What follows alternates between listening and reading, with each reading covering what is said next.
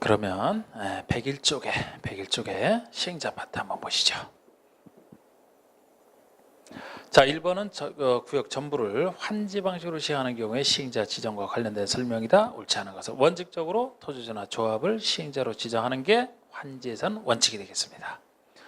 2번에 토지주나 조합이 개발계획 고시일로부터 6월 내에 시행자 지정 신청을 하지 않는 경우에 지자체장을 시행자로 지정할 수 있다. 이것이 6월이 아니고 1년이에요. 1년. 6월짜리는 없습니다.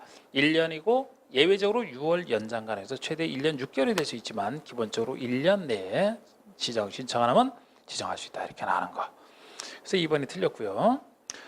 3번의 위 2의 경우 연장이 불가피하다면 6월 범위에서 연장할 수 있다. 그렇습니다. 그리고 4번에 지자체장이 집행하는 공무시설에 대한 사업과 병행하여 시행할 필요가 있다고 인정할 때 지자체 등을 시행자로 지정할 수 있는 예외적 사유 중에 하나. 병행하여 시행할 필요가 있으면은 같이 지정을 해주면은 효율적으로 일을 할 수 있으니까. 5번이 바로 일반 동의에 대한 예외 중에 하나. 국공주, 여기서는 이제 국공주를 제외한 사유지로만 계산하는데 그건 크게 신경 쓰지 마시고 면적 2분의 1 이상에 해당하는 소유자와 총수 2분의 1 이상이 지자체에 동의하면 지자체를 지정할 수 있다. 2분의 1, 2분의 1. 자, 2번이 시행자 변경 사유인데요. 시행자를 변경할 수 있는 경우가 아닌 것 같은데 시행자가 실시의 인가를 받은 후 2년 내 착수, 이렇게 사업 착수는 2년 내 안 할 때입니다. 2번은 행정처분으로 시행자 지정이 취소가 됐어요. 그럼 그 사람이 못하니까.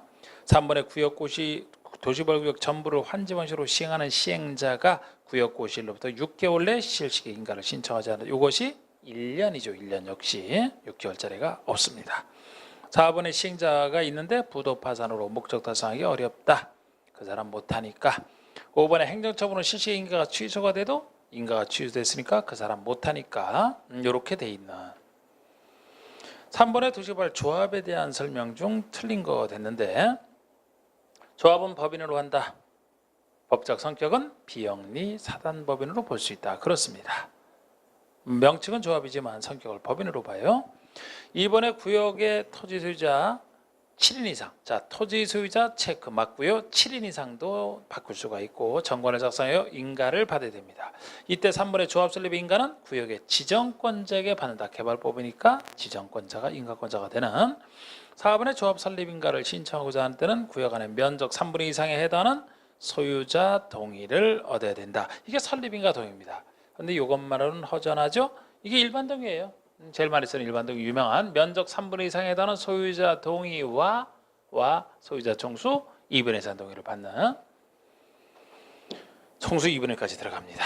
5번에 설립인가가 있는 때는 30일 내에 주된 사무소유자 등기를 해야 된다. 법인이니까 등기를 해야 성립하기 때문에. 그 다음에 도시개발법상 설립인가 신청을 위한 동의에 대한 설명으로 틀린 것은 했는데 기출문제입니다. 1번에 조합 설립 인가를 신청하려면 해당 도시벌구의 면적 3분의 2 이상에 해당하는 토지 소유자와 소유자 총수 2분의 3 동의를 받아야 된다. 자, 이건 맞는데요. 와를 제가 강조한 게 이거를 또는 하면 틀려요. 또는 하면 틀립니다. 두 동의 다 갖춰야 돼요. 정확합니다. 2번에 동의자수 산정 방법에서 토지 소유권을 공유하는 자가 집합건물법상 구분 소유자라면 그들 각각을 소유자 일명으로 본다. 원래 공유하고 있으면 대표자 한 명이지만 이거는 구분 소유자는 각각의 독립된 소유자이기 때문에 각각을 맞습니다. 3번에 설립인가를 신청하기 위해서 동의를 한 토지 소유자는 설립인가 전에는 그 동의 의사를 철회할 수 없다. 자, 우리 조합 설립인가 전에 동의를 철회할 수 없다? 꼭 철회할 수 없는 거 아니고 설립인가 신청 전이면은 철회할 수 있기 때문에 설립인가 전이라고 해서 다 동의를 철회할 수 없는 건 아닙니다. 설립인가 신청 전이면 철회할 수 있어요. 그래서 틀린 거. 조합 설립인가를 신청하기 위한 토지 면적 산정에는 국공유지가 포함된다. 국공유지로 포함한 전체 면적으로 계산합니다. 설립인가 동의할 때는. 5번에 전체 면적으로 계산하기 때문에 5번에 국공유지를 제외한 전체 사유 토지 면적 및 소유자에 대해서 법에 따른 동의요건 이상으로 동의를 받은 후에 사유지에서 동의요건 받은 후에 그 수가 법적 동의요건에 미달된 경우는 국공유지 관리청의 동의를 받아라. 이렇게 동의 순서까지 정해져 있는 겁니다. 자, 그 다음에 5번의 도시개발 조합에 대한 설명으로 틀린 것, 요거 최근 문제인데요. 아주 뭐 작년 문제 아닙니까? 이것이 조합은 도시개발 조합의 전부를 사업의 전부를 환지 방식으로 할 때는 시행자가 될 수 있다. 전부를 환지 방식으로 할 때 조합은 시행자가 되지 다른 방식에서는 아예 시행자가 될 수 없어요. 또 원칙적으로 이거 적용되는 거 아닙니까? 환지 방식에서만. 이번에 조합을 설립하려면 도시개발구역의 토지 소유자 7명 이상이 정관을 작성하여 지정권자에게 설립인가 토지 소유자 좋고 7명 이상 좋고 지정권자에게 받는다는 것도 좋고 셋 중에 어느 것 하나 바꿀 수 있습니다. 그런데 다 맞아요. 3번의 조합이 작성하는 정관에는 도시개발구역 면적이 포함되어야 된다. 이렇게 평상시 그렇다고 해서 우리가 정관에 무슨 내용이 들어갈까지 세밀하게 공부할 수는 없어요. 도시개발법에서 6문제 나오는 것에 불과하기 때문에 이런 거 볼 수가 없기 때문에 이렇게 낯선 부분이 나왔다면 지나가고 다른 것을 찾아보는 이게 기출문제 아닙니까? 지나가고 다른 거 찾아봤을 때 다른 것에서 정답 나오면 그거 찍으면 되고 없을 때 다시 돌아오는. 그래서 일단 한번 넘어가 봅시다. 넘어가 보고 4번의 조합 설립인가를 신청하려면 국공지를 제외한 면적 벌써 틀렸잖아요. 여기서. 자, 우리 조합 설립인가 동의에서는 국공지를 포함한 전체 면적으로 계산하니까 이 제외한 면적 3분의 2 이상에 해당하는 소유자와 소유자 총수 2분의 1 숫자는 맞지만 국공지를 제외한이 틀렸어요. 쉽게 정답은 나온 겁니다. 이거를 만약에 3번 지문 갖고 그 정관의 내용에 들어가겠지만 들어가는지 안 들어가는지 이걸 고민하면 고민하는 순간에 시간 낭비가 되는 거예요. 넘어가고 다른 거 중요한 것을 찾아보고 정답 쉽게 나왔잖아. 5번의 조합의 이사는 그 조합의 조합장을 겸할 수 없다. 겸직금지죠. 이사는 조합장을 겸할 수 없습니다. 그리고 6번 보시면 이 6번이 15회 때 문제 아주 까마득하게 옛날에 나왔던 문제인데 왜냐하면 이게 유사한 문제가 여러 번 나왔지만 이 15회 때 나왔던 이 표 주고 한 것이 이게 제일 잘 나온 문제이기 때문에 과거 문제지만 요거를 한번 풀어보겠습니다. 요거를 소개한 건데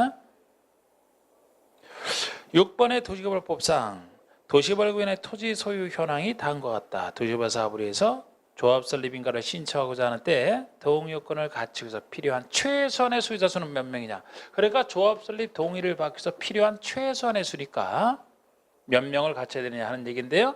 자, 여러분 이것이 조합 설립인가 신청할 때는 면적 기준으로 3분 이상 소유자 동의와 요거 다 갖춰야 되지 않습니까?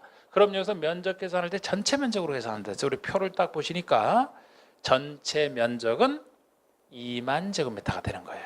합계 있잖아. 그 바로 위가 서울시면 공유지고 국토교통부가 소유자라면 국유지가 되는데 국유지로 포함하기 때문에 전체 면적 그대로 계산하면 되고 전체 면적 계산할 때도 합계를 보시면 돼. 그냥 2만. 자, 그럼 여러분 면적이 2만이잖아. 2만이니까 요거 곱하기 3분의 2가 얼마냐. 3분의 1을 곱해주면 4만을 3으로 나누게 되니까 3, 1은 3, 3, 3은 9 이렇게 될 겁니다. 13,333제곱미터 이상 동의를 받아야 되는데 일단 최소한의 동의수니까 땅을 면적이 사유지부터 계산하되 사유지 중에서도 면적이 넓은 토지의 소유자 동의부터 먼저 받아요. 최소한의 수니까. 그래서 우리 제일 처음에 나오는 김모모 씨 같은 경우는 필지수 2개를 가지고 있지만 면적 합쳐서 2,000이라는 얘기예요. 이게 각 필지를 해서 4,000 되는 게 아니고 두 필지 합쳐서 면적이 2,000이라는 얘기이기 때문에 2,000짜리부터 동의를 받게 되면 김에서부터 그 아래 황 씨까지 받게 되면 6명이 되죠. 2, 6, 12 12,000밖에 안 돼. 모자라. 신모 씨 동의를 받은 13,000 아직 모자라죠. 엄모 씨 동의까지 받아야 14,000이니까 요 13,333 이상을 충족합니다. 그럼 여기까지가 둘, 넷, 여섯, 여덟 명이 돼요. 이게 8명입니다. 8명. 그러면 소유자 총수 2분의 1 동의니까 소유자 총수는 몇 명이냐? 그러면 이건 다 세봐야 되죠. 14명이 돼. 14명. 14명의 반이니까 이 부분에서는 7명이 됩니다. 최소한의 수가.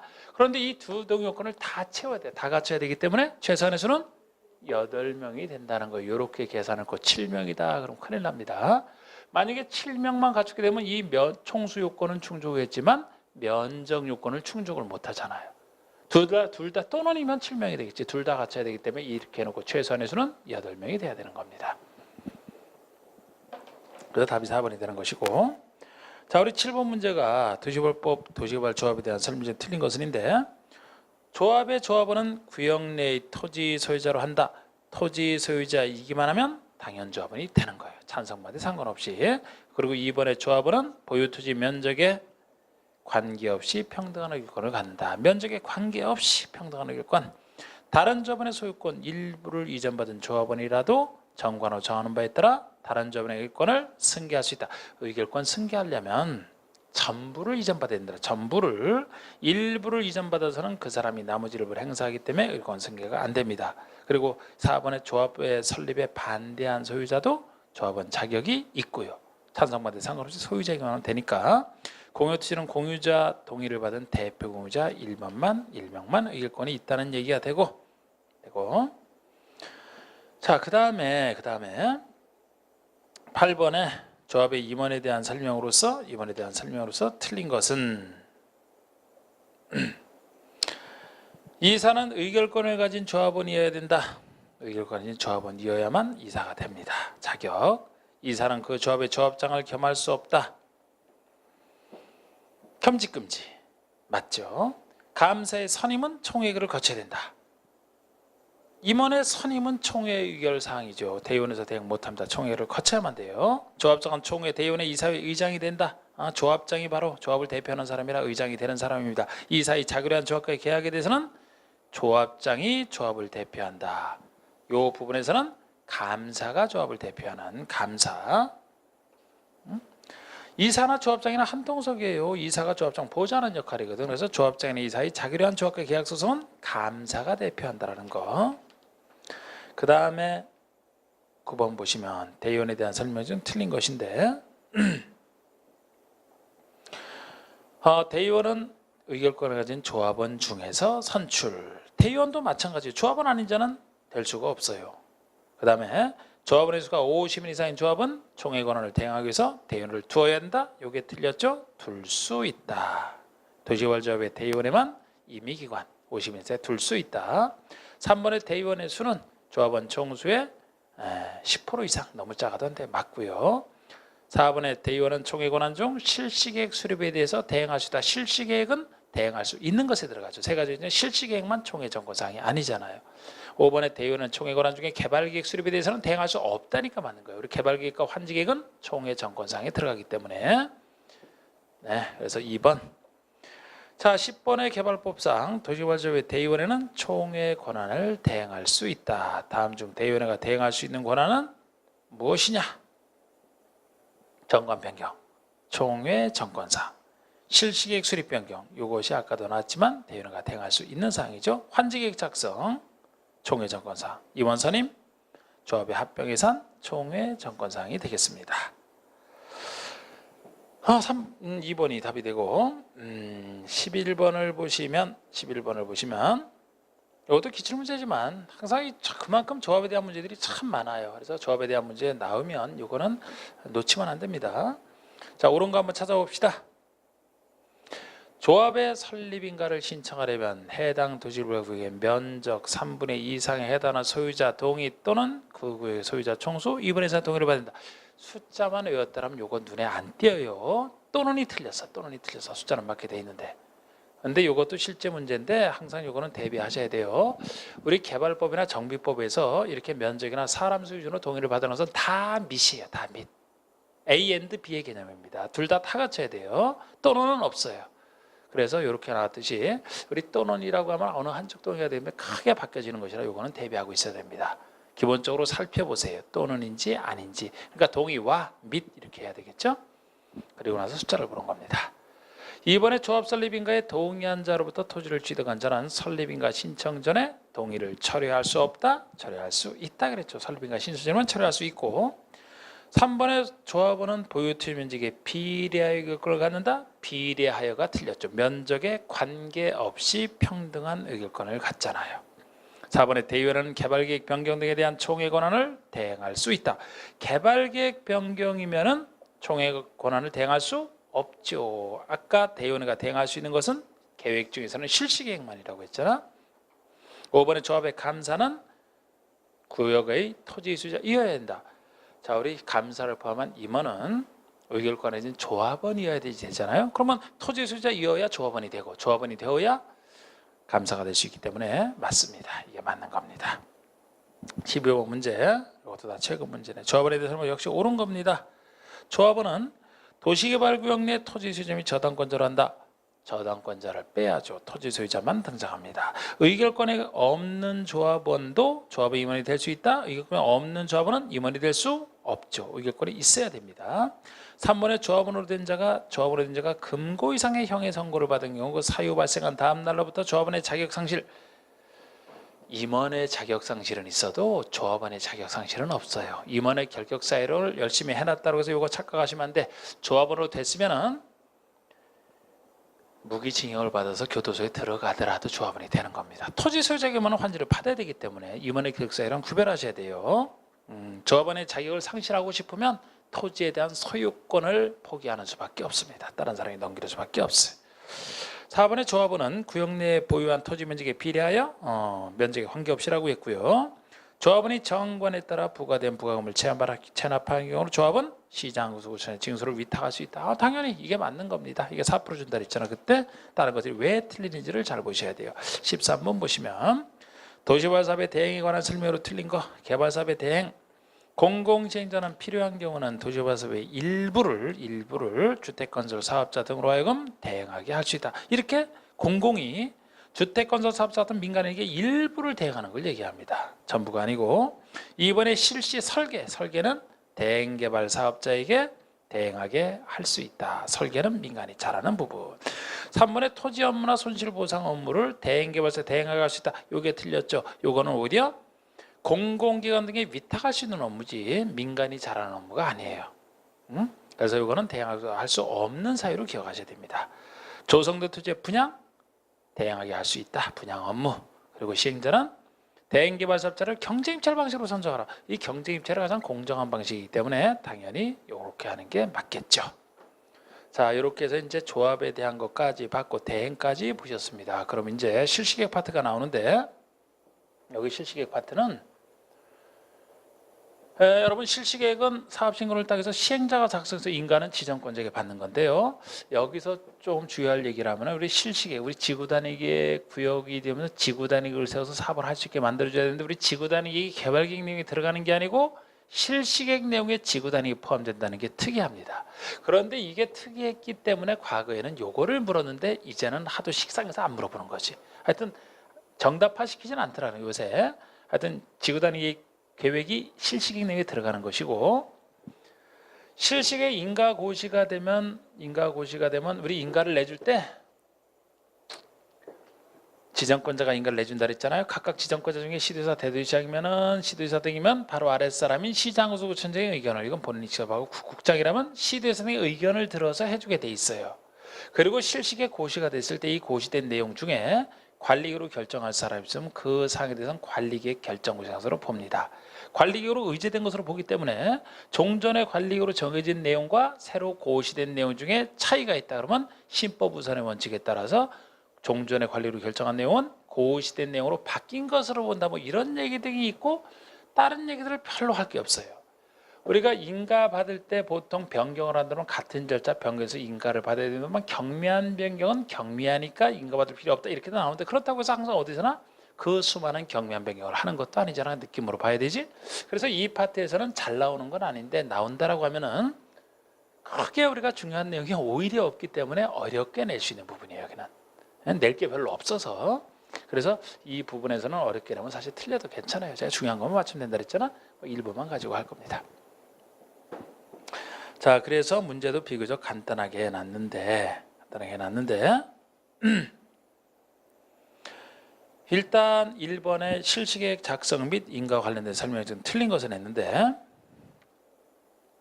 1번 도시개발 사업에 대한 실시계획은 시행자가 개발계획에 부합하게 작성하고 시행자가 만드는 것이고 앞의 계획인 개발계획에 부합하게 작성하는 거 맞습니다. 2번의 지구단위계획은 개발계획에 포함되어야 하므로 실시계획 내용이 될 수 없다. 이게 전통적으로 이제 틀리게 냈던, 지금은 너무 단순해서 그렇지. 이게 지구단위계획이 개발계획에 포함되는 게 아니고 실시계획에 포함된다는 게 개발법에서 특이한 겁니다. 정비법만 하더라도 똑같은 지구단위계획이 여기 개발계획이 비슷한 정비계획이 들어가거든요. 여기는 실시계획 내용이 된다는 게 특이한 겁니다. 그리고 구역 지정권자가 아닌 시행자는 실시에 관하여 지정권자 인가를 받아야 된다. 지정권자라면 자기가 자기 인가 받을 필요 없으니까 보통의 시행자는 지정권자가 아닌 시행자는 지정권자 인가를 받으라는 것이죠. 4번의 실시계 고시 내용 중에 관리로 결정해야 될 사항은 관리계 결정 고시로 본다. 이런 내용도 있고 5번의 사이에서 관리로 결정 고시된 사항에 대한 관리계에 대한 지형도면 고시는 사업 시행 기간 안에 할 수 있다. 이런 얘기도 있어요. 그런데 주로 2번 틀리는 얘기고 그 다음에 2번에 23회 기출문제가 나오는데 실시에 대한 설명으로 틀린 거 됐는데 시행자는 지구 단위에 포함된 실시계획을 작성하라. 정확합니다. 시행자는 사업 시행 면적을 10% 보면서 감소시키고자 하는 경우는 인가받은 실시계획 내용에 대해서 변경인가 이게 틀린 게 원래 그 실시계획 인가를 받죠. 변경할 때는 변경인가를 받아야 되는 게 원칙인데 10%그 사업 시행 면적을 10% 범위 안에서 감소한대. 면적을 축소하죠. 10% 범위에서 이렇게 특히 10% 범위에서 축소하는 것을 경미한 변경이라고 봐요. 경미한 변경이기 때문에 변경인가를 받지 않는 것에 들어갑니다. 그래서 이게 틀렸는데 그렇다고 제가 경미한 것을 그냥 이렇게 나왔을 때 10% 범위 안에서 감소시키나 경미한 것에 이렇게 느낌 잡아야지. 요게 한번 나왔다라고 해서 요거를 경미한 것을 다 훑어보겠다. 그러는 것은 효율적인 공부가 아니에요. 그냥 요거는 하나 틀렸다 이렇게 보시고 자 다른 건 지금 읽지 않고 넘겨보세요. 3번 문제를 가지고 이게 25회 때 나온 거죠. 요거를 한번 좀 더 보겠습니다. 우리 3번을 보시면 개발 사업에 대한 틀린 거 실시에 대한 내용으로 틀린 것이죠. 실시 계획에는 지구 단위가 포함된다. 그 전부터 이거는 맞고 이번에 시도에서가 실시 계획을 작성하는 경우에 국장의 의견을 미리 들었는데 이게 틀린 겁니다.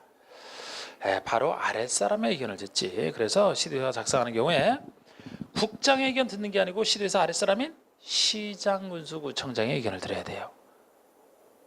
만약에 국장이 인가를 작성하거나 인가한다면 그때는 국장 바로 아랫사람인 시도의사 대도시장의 의견을 듣는 것이고 시도의사 갈 때니까 시장군수구청장의 의견을 들어야 되지 어디에서도 공법 어디에서도 윗사람의 의견을 듣는 건 없어요. 예를 들어 시도의사가 국장의 의견, 윗사람의 의견은 어떻게 듣습니까? 윗사람으로부터 승인받거나 최소 협의까지는 있어요. 그런데 윗사람의 의견 듣는 건 어디에서도 없어요. 왜냐하면 의견 청취는 그냥 의견 청취로 끝나거든요. 의견 열심히 얘기했는데 윗사람이 딱 듣고 나서 싹 무시해도 상관없어요. 그런데 윗사람이 참 모처럼 얘기를 쫙 진지하게 했는데 싹 아랫사람이 듣고 무시해봐. 그래서 그건 없어요. 그래서 이것도 워낙 낼 게 없다 보니까 최고 문제 중에 하나지만 누구 의견을 듣는지를 바꿔냈으니까 영양가는 떨어지는 문제지만 실시계획에 관련된 문제들이 다 이렇습니다. 그래서 이거 대표적으로 봤고요.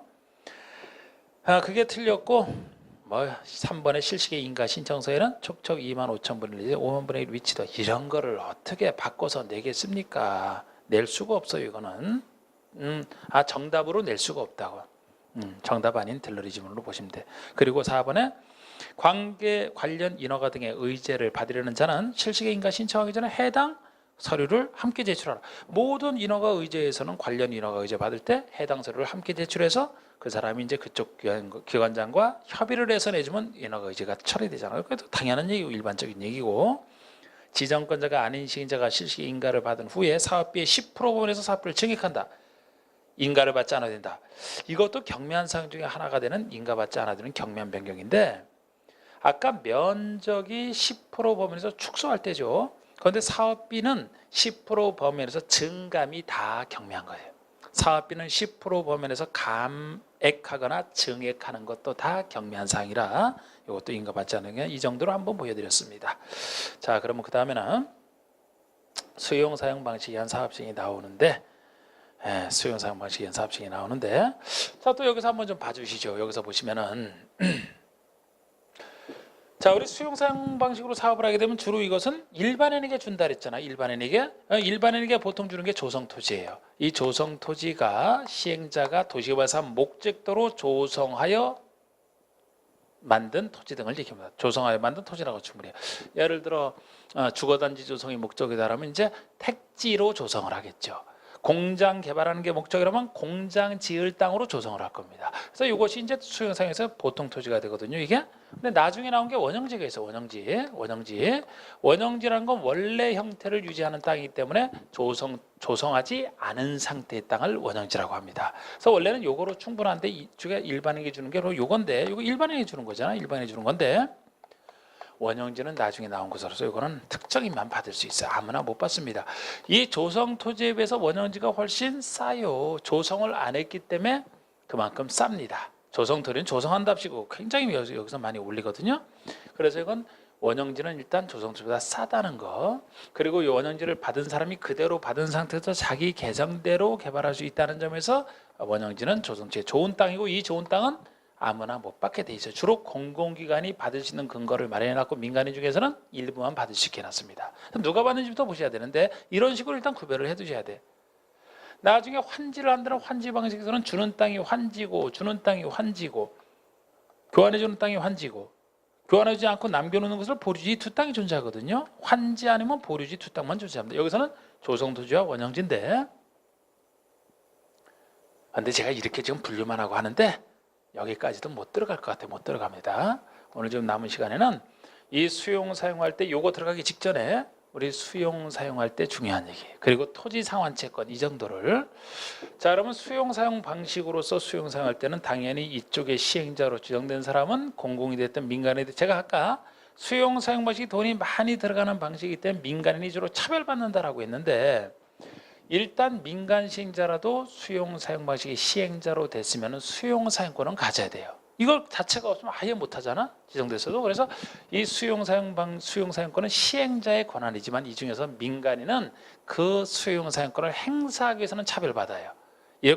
워낙 많은 돈이 들어가는 이 방식에서 민간인이 맡았다가 아예 못할까 봐. 그래서 민간 시행자가 수용 사용을 하기 위해서는 엄청난 요건을 필요로 합니다. 여기에 예외 중에 하나인데, 숫자는 똑같지만 예외가 되는 게 전체 면적의 큰 사업할 때잖아. 전체 면적의 3분의 2 이상에 해당하는 소유자 동의가 아니고 직접 본인이 소유해야 된다는 점에서 예외예요.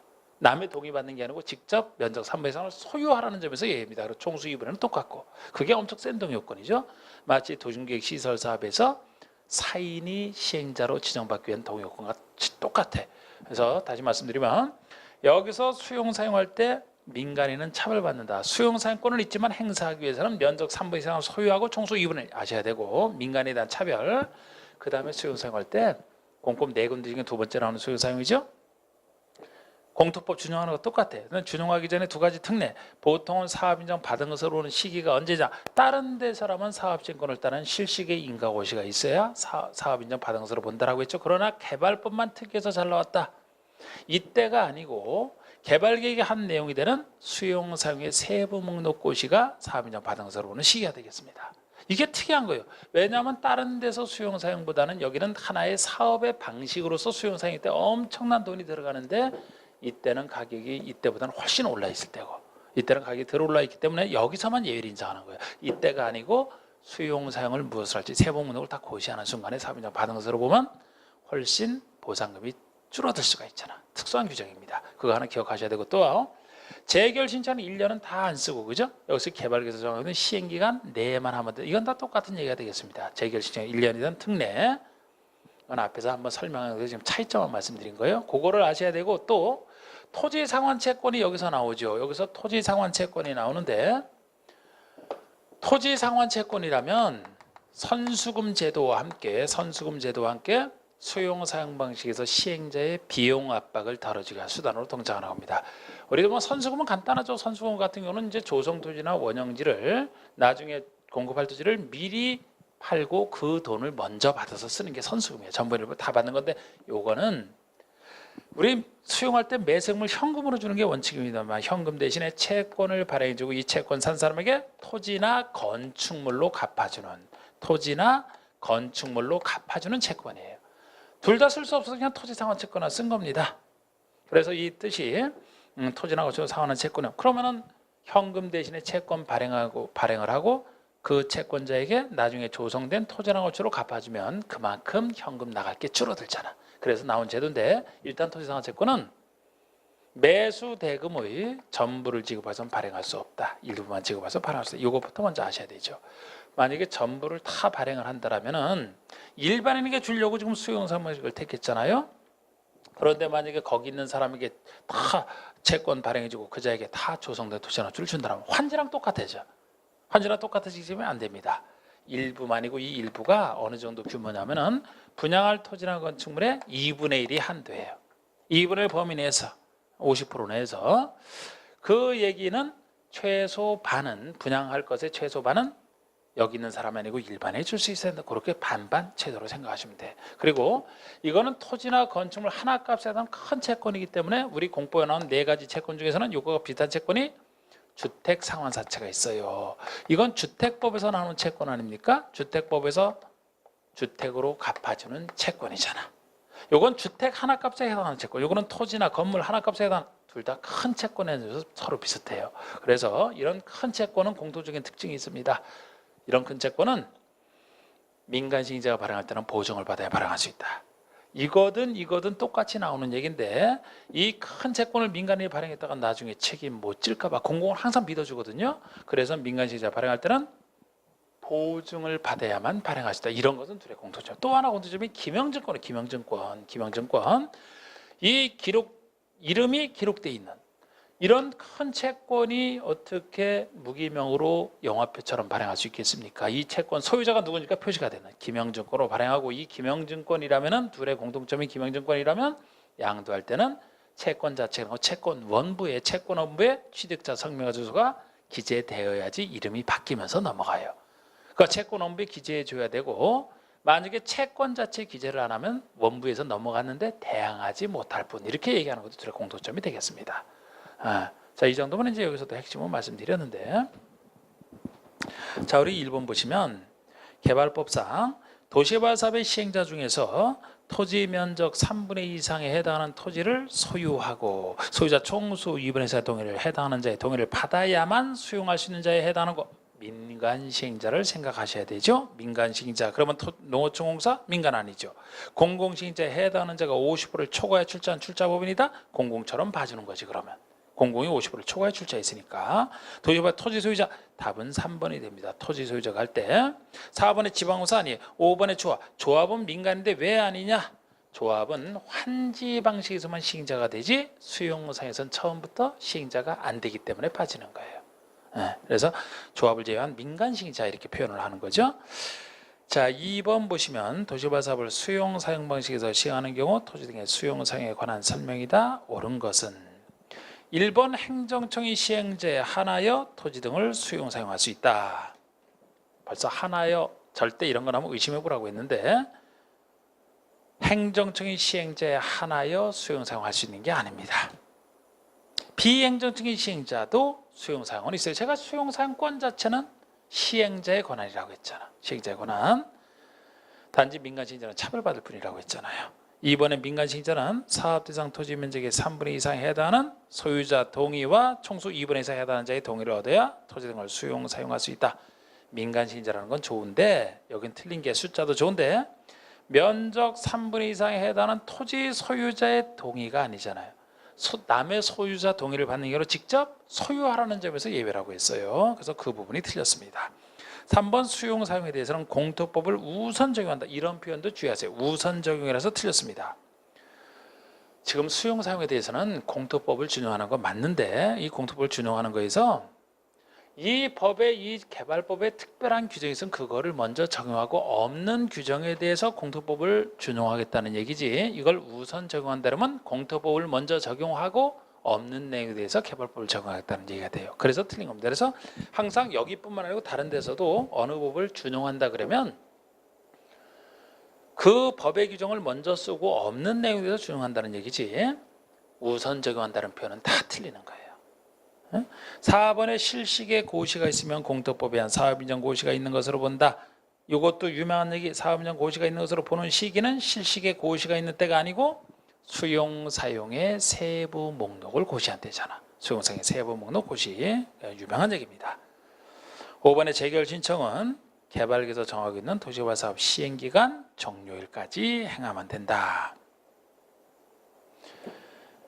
재결 신청은 공토법에서는 1년, 거기에 대한 특례, 시행기간 종료일까지만 하면 된다. 시행기간 내에. 그것도 여기서는 개발법에서는 다른 데서는 실시계획이지만 여기서는 개발기서 정하고 있는 정확합니다. 이게 정확하고요. 잘 보시고 여러 가지 중요한 것들 다 다뤘습니다. 3번에 도시개발법상 토지상환채권의 반영에 관한 설명이다. 바르지 못한 것은 토지상환채권은 시행자가 토지 소유자가 원하는 경우에 발행할 수 있다. 자, 시행자가 어느 시행자든 원하는 경우에 보통 채권은 이제 손뼉이 맞아요. 소리가 나듯이 매입 의무가 없는 보통의 채권이라면 채권을 받을 소유자가 원할 때, 현금받을 소유자가 원할 때 발행할 수 있는 겁니다. 이번에 지정권자를 제외한 시행자가 토지상환채권을 발행하고자 하는 경우는 미리 지정권자부터 발행계획 승인. 이렇게 큰 채권 발행할 때는 발행계획을 작성해서 승인받는 건데 이 발행계획 승인권자도 개발법이니까 지정권자가 되는 거예요. 그러니까 지정권자가 아닌 시행자가 발행하고자 할 때 지정권자를 받는 겁니다. 지정권자는 스스로 받을 필요 없으니까 그게 중요한 건 아니지만 맞아요. 또 3번에 민간 시행자는 은행 등으로부터 보증을 받은 경우에 한하여 토지상환채권을 발행할 수 있다. 민간 시행자에 대한 차별이 되겠습니다. 보증을 받은 경우에 한하여 발행할 수 있다. 4번에 토지 소유자가 원하는 경우에는 토지 매수의 전부를 지급하기 위해서 발행할 수 있다. 전부는 아니고 일부를 지급해서 발행할 수 있다. 그래서 일부를 지급하기 위해서만. 5번에 토지상환 채권으로 상환할 토지나 건축물은 도시개발사업으로 조성되는 분양토지, 분양건축물의 2분의 1을 초과하지 아니하도록 한다. 최대가 반입니다. 2분의 1을 초과하지 아니하도록 한다. 맞고요. 맞고. 자, 4번 문제 토지상환 채권에 대한 설명으로 옳은 것은 제가 그다음에 여러 번 냈었습니다. 그런데 1번 옳은 거. 토지상환 채권은 타인에게 이전하지 못한다. 왜 이전을 못하겠습니까? 재산권인데 이전할 수 있어요. 이전할 때는 이제 그 채권 취득자의 상명하 주소를 채권 원부에 기재해 줄 것을 요청하라 이렇게 나가는 거죠. 원부가 바뀌어야 되니까 이전을 전제로 한 규정입니다. 그런데 우리 공법에 나오는 4가지 채권 중에서 전체 4가지 채권 중에서 원칙적으로 타인에게 이전하지 못하는 것은 주택상환사채가 유일해요. 주택상환사채가. 요거는 주택을 받는 채권이라 나중에 주택법에서 그 유명한 주택공급질서 교란금지라는 특별 규정에 걸려서 거기 그것 때문에 이전 못하지. 그래서 거기서는 주택상환사채는 원칙적으로 이전 못하고 예외적으로 부득이한 경우에만 이전이 가능하잖아. 다른 채권은 다 이전 원칙적으로 된다고 보시면 됩니다. 그래서 1번 틀렸고요. 2번의 토지상환채권은 기명식 또는 무기명, 기명식으로만 발행해요. 큰 채권이라 기명식으로만. 3번의 토지상환채권의 이율은 발행 당시에 금융기관의 예금금리, 부동산 수급상을 고려하여 기획재정부 장관이 정한다. 아니 상식적으로 기획재정부 장관이 장관인데 이런 거 토지상환채권 이율이나 정하고 다니겠습니까? 근데 우리가 기출문제를 풀다 보면 항상 제가 기출문제 지금까지 항상 연구를 해보면은 이상하게 이 문제를 내시는 분들이 기획재정부 장관과 무슨 사이가 안 좋은지 여기뿐만 아니고 다른 데서 자꾸 기획재정부 장관에서 틀리게 낸 게 여러 번 있더라고. 참 기획재정부 장관은 이거 보면 참 통탄하겠지. 하여튼 보통 채권의 구체적인 이율이나 상환기간은요 발행자가 정하는 게 원칙이에요. 채권의 발행자가. 근데 이제 발행자가 정하는 게 보통인데 우리 공법에 나오는 예를 들어 뭐 지자체가 발행하는 채권이 있다. 그럼 지자체가 발행하기 때문에 지자체를 통제하는 지자체 조례로 정하라 이런 식으로 돼 있지 보통 발행자가 다 하는 겁니다. 아니 장관이 뭔 일이 있다고 이걸 해주겠습니까? 어떻게 좀 장관이.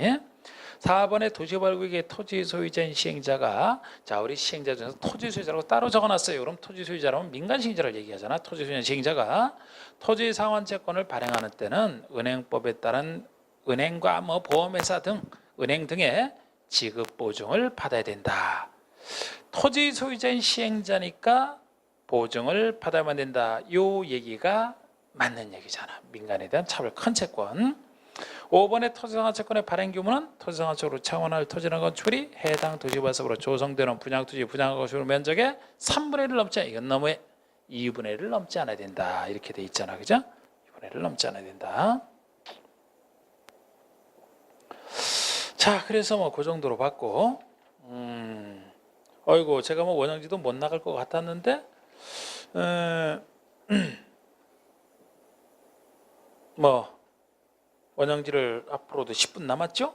10분 남았다면 원형지에 대한 얘기도 할 수 있을 것 같네요. 네.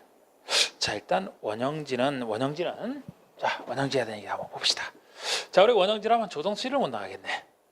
자, 아까 얘기했듯이 원형지가 좋은 것이라 아무나 못 받습니다. 특정인. 여기서 받는 사람들부터 구별하셔야 돼. 국가에서부터 공공, 지방공사까지 주로 공공기관이 이 좋은 땅 받으려고 만든 제도, 이거 처음부터 없어서 나중에 생긴 거예요. 이것만 주로 있었지. 그래서 주로 공공기관이 받는다 이런 느낌을 가질 때 민간인 중에서는 예외적으로 누구만 받냐면은 국가 등이 실시한 공모, 공개 모집에서 선정된 자, 공모에서 선정될 정도라면 그 선정된 자에게 원형지를 그대로 줘서 개발하게 되면 그 사람 개성을 살려 개발할 수 있기 때문에 선정된 자에게는 줄 수가 있습니다.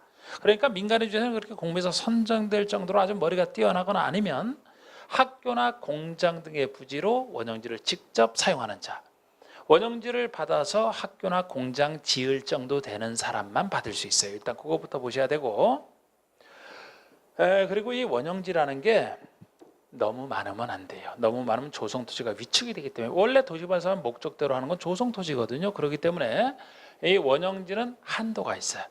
원형지가 차지하는 비율이 전체 면적에서 3분의 1을 넘지 못해요.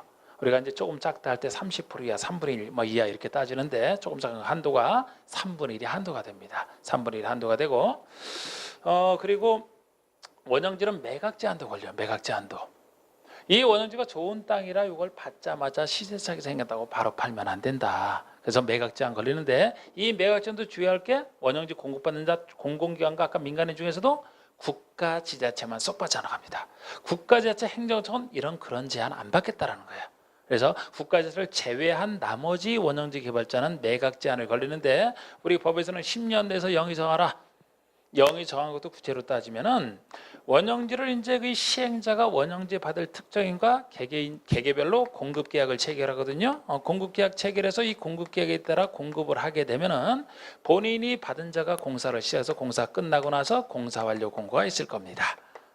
그래서 우리가 순서를 적어놓으면 공급 계약이 먼저 나오고 그 다음에 공사 완료 공고가 뒤에 나오거든요. 그리고 10년 내에서 영위 정한 것은 아직 이것도 구체적으로 물어보진 않았지만, 하나는 10년, 5년 중에 먼저 끝나는 날 이렇게 얘기를 해요. 그러면은 당연히 10년, 5년 중에서는 먼저 나오는 공급 계약일로부터 긴 10년이 돼야지 되고, 뒤에 나오는 공사 완료 공고일로부터 5년 이렇게 해야지 경쟁이 될 거 아닙니까?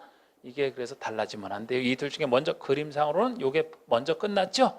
그러면 이때까지 매각 못하니까 공사 완료부터 5년이 지나면 매각할 수 있다. 이렇게 하는 겁니다.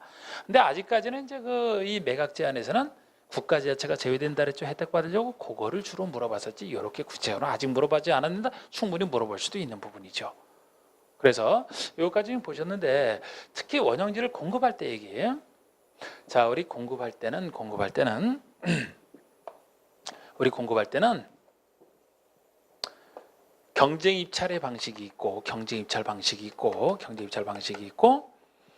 이 반대 수의계약 방식이 있습니다. 이게 두 개 서로 반대가 되거든요. 우리 경쟁 입찰은 누구나 경쟁적으로 입찰에 참여하게 하고, 이 입찰에 참여한 자에서 최고가로 써낸 사람을 낙찰자로 보기 때문에 가장 공정한 방식이 되기 때문에, 우리 일반인 불특정 다수인 대상으로 줄 때는 공정성을 위해서 경쟁 입찰로 공급하는 게 법의 원리예요. 원리. 일반인에게 줄 때는 공정성을 위해서. 그럼 수의계약은 반대가 되는 게 따를 숫자 뜻의 자, 합의된 뜻에 따라서 맺는 계약이니까 이거는 처음부터 특정인과 뜻에 따라 맺는 계약을 얘기해요. 이건 특정인에게 주로 주는 것이기 때문에 원래 누구에게나 줄 수 있는 일반인에게 주는 것을 만약에 특정인과 수의계약했다? 이건 불법이 되는 겁니다. 그래서 우리 법에서도 수의계약으로 줄 수 있는 경우라면 항상 원래부터 일반인에게 못 주는 거, 특정인에게 주는 것이 오히려 합리적인 경우, 이런 경우만 예외적으로 수의계약을 정해놓고 이 정해놓은 경우만 수의계약으로 할 수가 있어요. 그래서 이런 원리이기 때문에, 자, 오늘 조성투지는 못 나가지만 조성투지는 처음부터 일반에게 주는 거라 그랬죠. 그래서 조성투지를 공급할 때는 원칙이 일반에게 주는 것이라 경쟁 입찰이 되는 겁니다. 이 틀 잡을 때 원칙이 경쟁 입찰이 되는 거예요. 오히려 예외적으로 수의계약에 의해서 줄 수 있는 경우가 있는데, 이 수의계약은 이제 특정인에게 줄 수밖에 없는 거 생각하면 다 이거 외우지 않아도 이해가 됩니다. 특정인에게 줄 수밖에 없는 거. 그리고 이때 추첨하는 것, 이 예외까지도 나중에 구별하셔야 돼. 그런데 지금 하는 원형지는 공급을 한다 그러면, 원형지는 공급을 한다 그러면 아무나 처음부터 특정인이 받기 때문에 원칙이 수의계약이 되는 거예요. 다른 얘기 없으면 수의계약으로 공급한다 이렇게 보셔야 되고 특정일에 주는 것이라 오히려 예외적으로 경쟁입찰이 됩니다. 그래서 경쟁입찰 예외를 기억하시면 나머지가 수의계약이 되는 건데 이것이 학교나 공장 등 부지로 직접 사용하는 자 한 사람만이에요. 다른 사람은 국가에서부터 공모해서 선정된 자까지 그 자와 수의계약 다른 사람에게 주는 거 아니잖아. 그런데 학교나 공장 부지로 직접 사용하는 자는 학교나 공장 등의 용도가 특정돼 있을 뿐이지 그거를 받는 사람은 누구만 받는다라는 얘기였거든요. 그러면 시행자가 학교 부지를 공급하면서 조성토지를 줄 수도 있지만 원형지로 주면서 이 학교나 공장 지을 사람은 누구나 와서 신청해서 한번 받아봐라. 일반인 대상으로 주는 것이라 그것이 유일하게 경쟁입찰이 돼요. 그리고 우리 경쟁입찰 같은 경우는 2회 이상 유찰이 되면은 더 이상 안 해도 되고 수익이 하는 건 경쟁입찰에서 당연히 붙어있는 얘기가 되는 것이고 요거 하나 학교나 공장비로 직접 사용하는 자 누구나 여긴 들어갈 수 있기 때문에 그것만 경쟁입찰 나머지 수익. 자 우리 원영지 대장이 했습니다. 그러면은 자 5번의 도시개발법상 원형지 공급과 개발에 관한 설명으로 틀린 거 되는데 1번 원형지를 학교나 공장 주비로 직접 사용하는 자 직접 사용한다 이렇게 나와 사용하는 자 원형지 개발자가 될 수 있다. 될 수 있어요. 받는 자 중에 한 사람이거든요. 2번 원형지 개발자 선정은 수의계약 방법으로 한다. 다만 위 1의 경우 이것만 경쟁입찰. 직접 사용하는 자지 누구만 받는다는 얘기 없어요.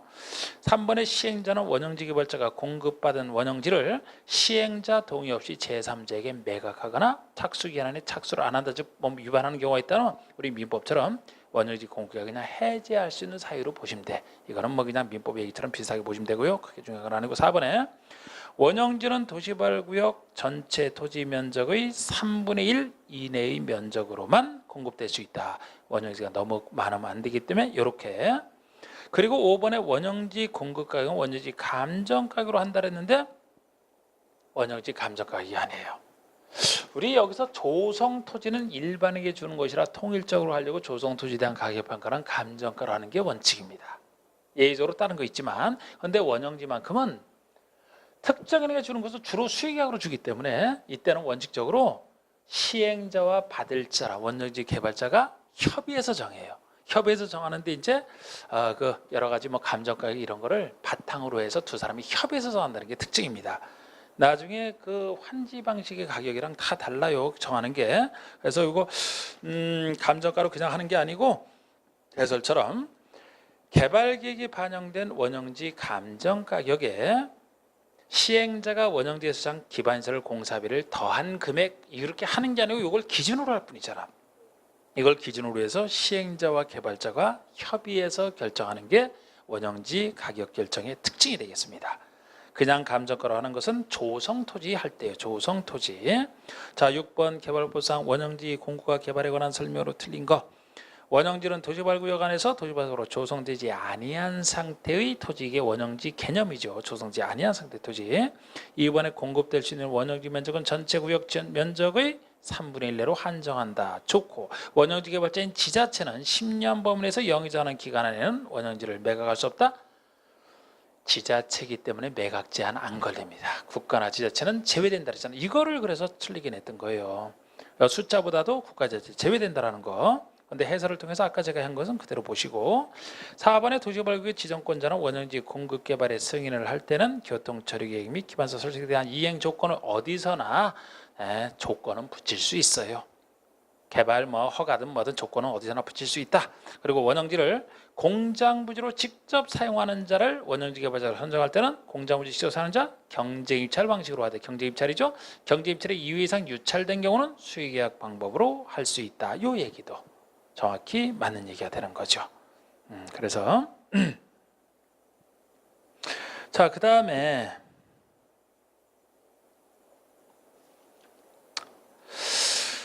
7번 얘기도 우리가 한글로 풀 수 있는 얘기죠. 7번까지 한번 풀죠. 자 수용 사용 방식에 대한 사업시행에 대한 설명으로 옳은 것은 작년 문제입니다. 지정 시행자가 아닌 지정권자는 도시개발사에 필요한 토지 등을 수용할 수 있다. 아니 수용은 제가 시행자의 권한이라고 했잖아요. 시행자의 권한. 그러면 시행자가 아닌 지정권자래. 아니 지정권자가 시행자가 아닌데 왜 수용을 합니까? 그래서 이건 수용할 수 없다예요. 시행자가 수용할 수 있지 지정권자가 시행도 안 하는데 왜 수용을 합니까? 쓸데없이 이렇게 바꿔낸 거죠.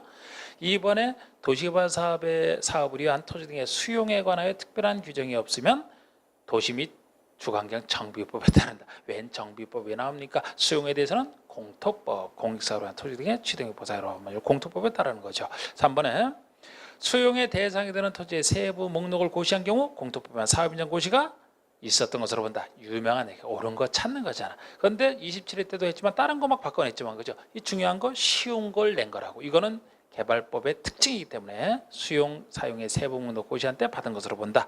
이게 그냥 정답이 되겠습니다. 보세요, 정답 간단하잖아.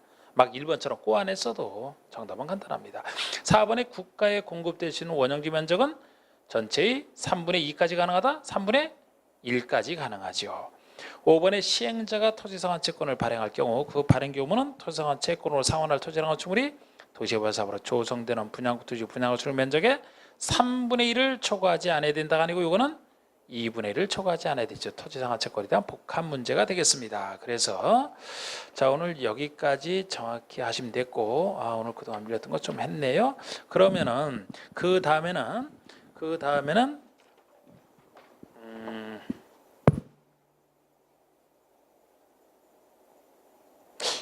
다음에는 뭐 대충